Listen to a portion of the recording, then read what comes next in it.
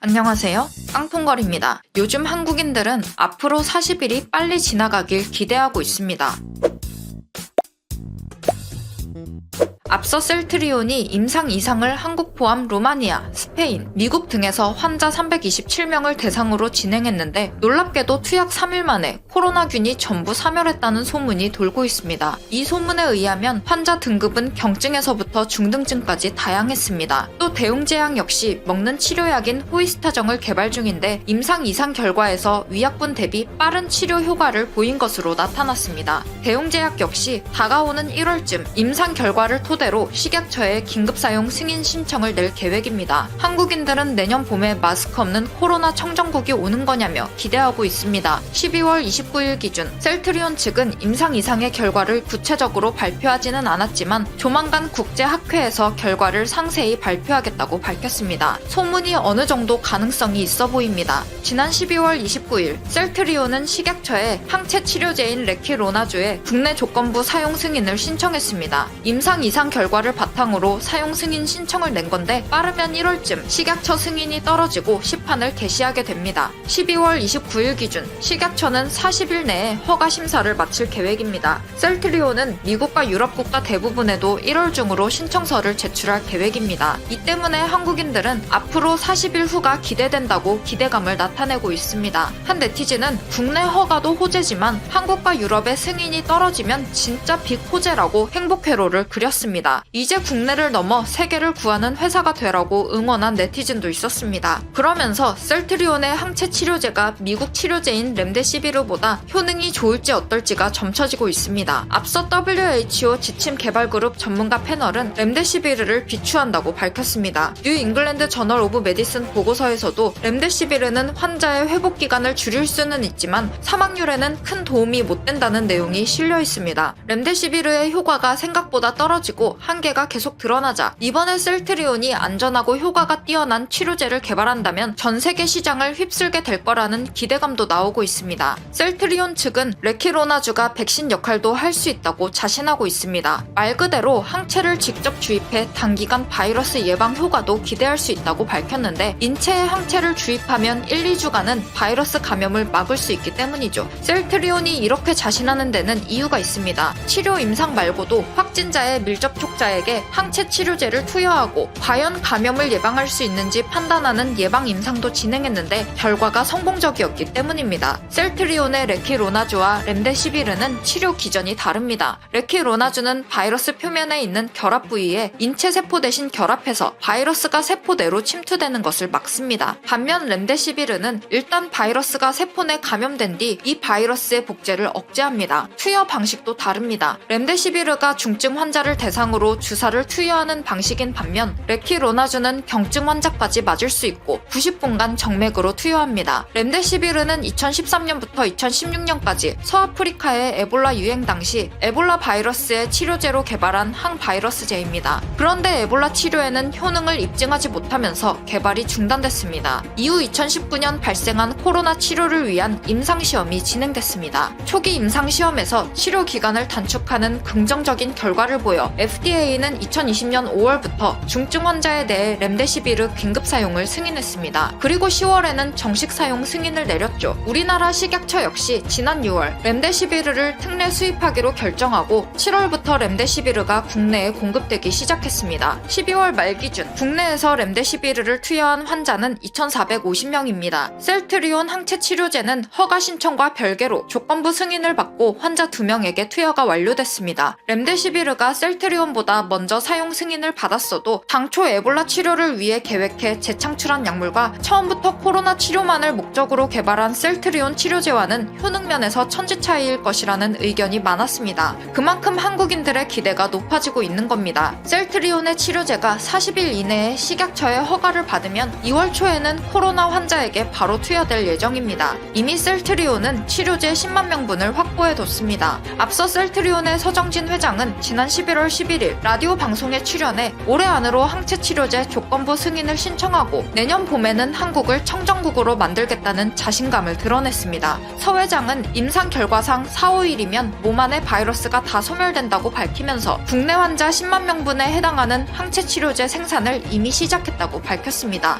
그리고 같은 날 셀트리온이 코로나 치료제 선생산에 들어갔다는 소식도 보도됐습니다. 이 당시 서 회장이 밝힌 향후 계획 일정이 맞아떨어지고 있습니다. 과연 내년 봄에는 청정국이 될 수 있을지 기대됩니다. 그런데 이번에 셀트리온의 임상 이상 결과 발표가 예정보다 조금 늦었습니다. 바로 변이된 바이러스에도 실험하느라 늦어진 건데, 기우성 부회장은 변이된 바이러스에도 치료제가 효과적으로 작용했다고 밝혔습니다. 한 네티즌은 변이에 작용한다는 것이 핵심이라고 기대감을 드러냈습니다. 요즘 한국에서 제조업이 망하면 안 된다는 근거가 뜨고 있습니다. 12월 28일 미국 모더나의 CEO 스테판 반셀이 우리나라 국립감염병연구소와 백신 국내 위탁 생산을 협의하기로 했기 때문입니다. 또 백신 후보물질 공동개발 MOU도 체결하기로 했습니다. 모더나는 이날 대통령과의 전화회담에서 다가오는 2분기에 우리 국민 2천만 명분에 해당하는 백신 물량을 공급하기로 했습니다. 스테판 반셀은 앞으로 새로운 바이러스가 출현하더라도 한국과 협력하면 백신 공급에 걸리는 시간을 단축할 수 있다고 말했습니다. 또 한국 기업은 강력한 대규모 생산 능력을 갖추고 있다고도 극찬했습니다. 위탁 생산을 두고 한 말입니다. 우리나라 네티즌들은 생산 능력이 있으면 이렇게 유리하다. 아스트라제네카처럼 우리나라에서 생산된 물량은 우리나라에 바로 공급될 것이다. 이래서 제조업이 무너지면 안 된다. 등의 반응을 보였습니다. 한 네티즌은 현재 우리나라가 갑이 된 상황이라고 주장했습니다. 전 세계적으로 백신 물량이 딸려 그 많은 수요를 감당할 수 있는 곳은 한국밖에 없다는 겁니다. 이에 따라 한국 기업 중 앞으로 어디가 모더나 백신을 생산하게 될지 궁금증이 증폭되고 있습니다. 이미 우리나라 기업들은 모더나를 국내에서 생산하는 수주를 따내기 위해 물밑 작업을 하고 있습니다. 12월 29일자 보도된 뉴스에 따르면 한국 정부 주도로 모더나와 협상이 이어지고 있고, 한 민간업체도 협상에 관여하고 있다는 소식이 전해졌습니다. 녹십자, 한미약품이 유력한 후보로 거론되고 있습니다. 두 회사 모두 모더나가 생산하는 mRNA 백신과 같은 유전자 백신을 생산할 수 있는 시설을 보유하고 있습니다. 녹십자는 감염병혁신연합과 합의해 해외 제약사의 코로나 백신 생산에 참여하기로 했습니다. 내년 8월부터 2022년 5월까지 5억 도즈 이상을 생산하기로 했는데, 모더나도 감염병혁신연합 회원에 속합니다. 한미약품 역시 평택 공장에서 연간 최대 10억 도즈까지 백신을 생산할 수 있습니다. 백신 원료는 동아소시오 홀딩스의 자회사 ST팜이 공급하게 되는 것 아니냐는 가능성이 제기됐습니다. ST팜은 지난 11월 mRNA 치료제 백신 신사업에 진출했는데, 지난 10월에는 관련 특허까지 내면서 글로벌 경쟁력을 갖췄기 때문입니다. 또 대한항공, 아시아나항공은 이미 작년에 콜드체인 라이선스를 확보했습니다. 실제로 대한항공은 지난 12월 8일 국내 최초로 백신 원료를 수송했습니다. 사실상 한국 기업들이 전 세계 백신의 생산과 유통을 다 해먹을 수 있는 구조가 됐습니다. 한편 요즘 중국은 호주에 무역 보복을 가했다가 역풍을 맞고 있습니다.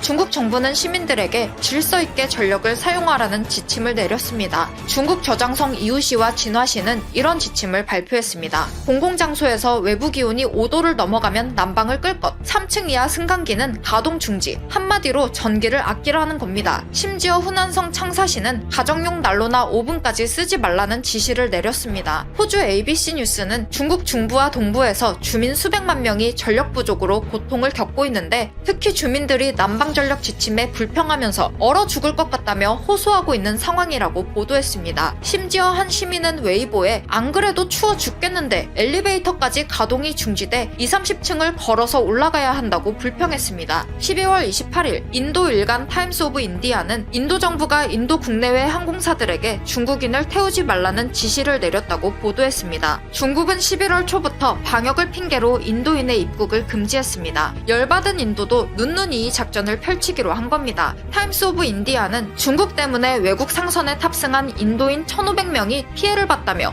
분통을 터뜨렸습니다. 전 세계가 중국에게 등을 돌리는 상황입니다. 한 네티즌은 짜장보다는 카레가 낫다며 인도를 응원했습니다. 미국은 전 세계에서 가장 큰 피해국입니다. 전 세계 코로나 사망자가 177만 명인데 그중 미국에서만 사망자가 34만 명이 나왔습니다. 20%에 달하는 수치죠. 미국이 지금은 자기 코가 석자라 중국을 어떻게 할 여유가 없지만, 상황이 좀 나아지면 자국민들의 불만을 돌리기 위해 중국 보복에 나설 가능성이 높습니다. 12월 29일 마이니치 신문은 코로나일수록 한중일 정상회담을 해야 한다는 기적의 논리를 시전했습니다. 사실상 2020년도 한중일 정상회담은 물 건너간 분위기인데 자국에서 국회의원이 사망해도 아랑곳하지 않고 정상회담에 목매고 있는 모습입니다. 2021년으로 넘어가면서 올림픽이 코앞으로 닥쳤는데 한국의 치료제와 백신 공급도 받아야겠고 한중일 관광객도 유치해야 하니 급한 건 일본 쪽이 됐습니다. 우린 지금 치료제 개발하랴, 백신 생산하랴 일본은 안중에도 없습니다. 과연 40일 후 셀트리온 치료제에 대해 어떤 결과가 나올지 기대됩니다. 오늘 준비한 영상은 여기까지입니다.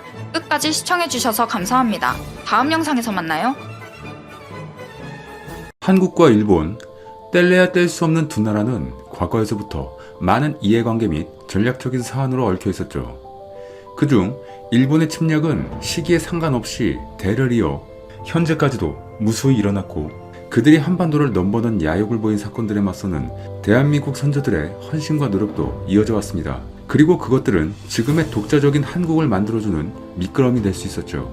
그리고 일본의 탄압과 모진 고난을 견뎌내고 독립을 할 수 있도록 우리의 열사들뿐만 아니라 이들에게 도움을 준 뿌리부터 애국정신으로 무장한 애국기업들도 다수 존재하죠. 해외에서도 인정받는 현재 한국을 지탱하는 이 토종 애국기업들을 궁금해하는 분들이 많았습니다. 많은 한국을 사랑하는 기업들이 있지만 대표적인 애국기업들을 알아보겠습니다. 첫 번째는 GS입니다.